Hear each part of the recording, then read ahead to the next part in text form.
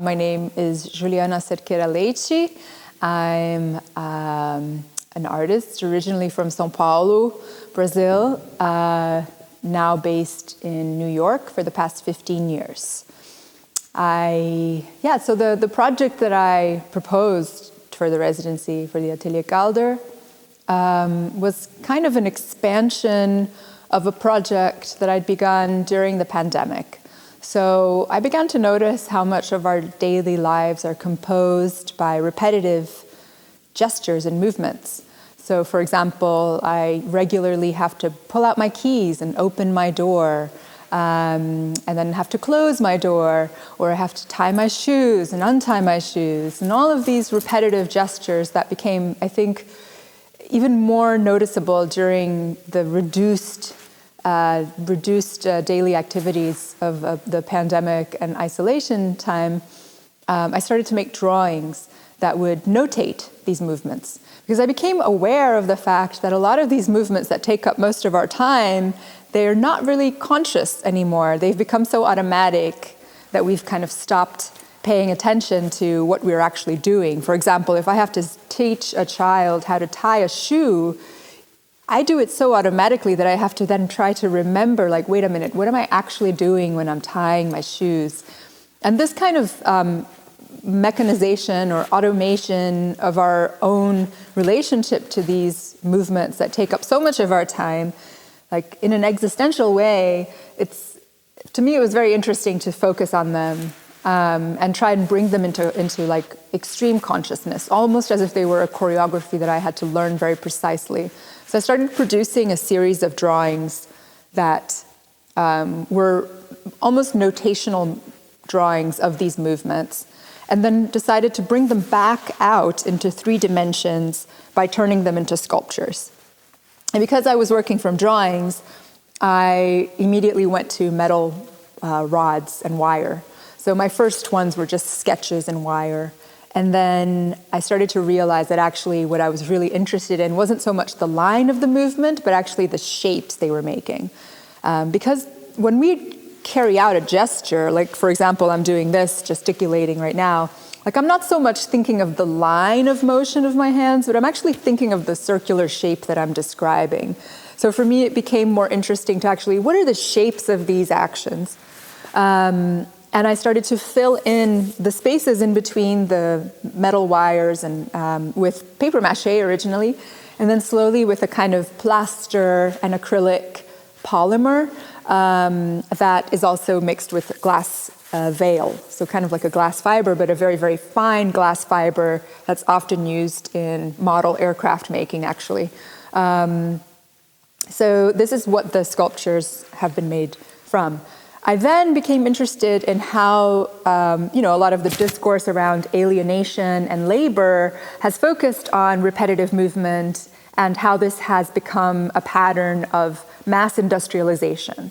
So, for example, taking the work that Frederick Winslow Taylor did for Henry Ford, when Henry Ford was establishing his assembly lines in his factories and kind of getting the capacity to churn out something that as highly complex as a car at a rate that made it affordable, and the kind of minutia of controlling what each worker was doing and separating the production into individual parts of work that could then be, easily exchanged and replaced by workers who were less skilled. So kind of, all you do is twist this nut here. That kind of labor and the alienation that it generated, and then of course like the Marxist reading of that alienation, for me is very interesting. And so I started to focus on industrial work. So the proposal for the Atelier Calder was essentially to focus on industrial labor and repetitive movement, and then take that movement and turn it into sculptures. So what I started with was a 16 millimeter film that I shot in Brooklyn with 4 people who worked in different assembly line jobs.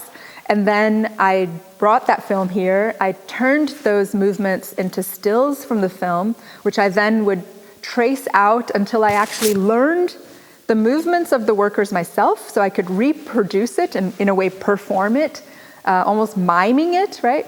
And then from my own mimed version, I could actually bend metal into turning their movements into a three-dimensional metal sculpture, and then filling in the voids with this kind of plaster and glass veil material.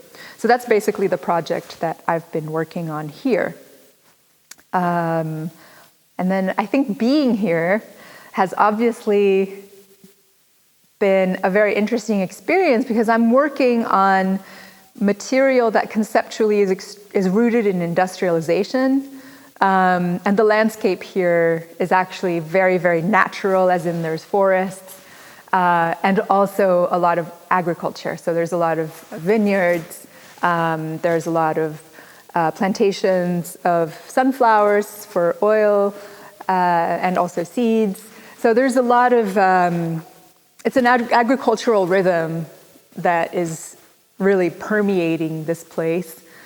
And I think the influence of that will be sort of something that I read throughout the time after this experience. Because while I've been here, I've been focusing on this other material, but this other time zone of agricultural and natural rhythms and where the sun sets today and where it sets 3 weeks from now and the leaves changing, like that's kind of had actually a big impact on my thinking about time, and how much living in a city and in a highly industrialized country, having lived in highly industrialized countries all my life, like how much that affects how we think of time, and therefore how you think of reality. So even this notion of repetition and labor, it's already kind of dictated by a specific understanding of time that I think is coming from an industrialized perspective. So becoming aware of that has been really interesting for me. I've also started to make drawings that were kind of unusual for me and kind of looking at time as a full day and trying to understand like what exactly is a day, what exactly is the notion of productivity within a day, also how day and night intercalate in a way that it's hard to explain. So just that relationship of the sun going down, the moon coming up, or how the day kind of passes has been really interesting for me to observe here. I feel like I've definitely slowed down, and it's been really inspiring in that way.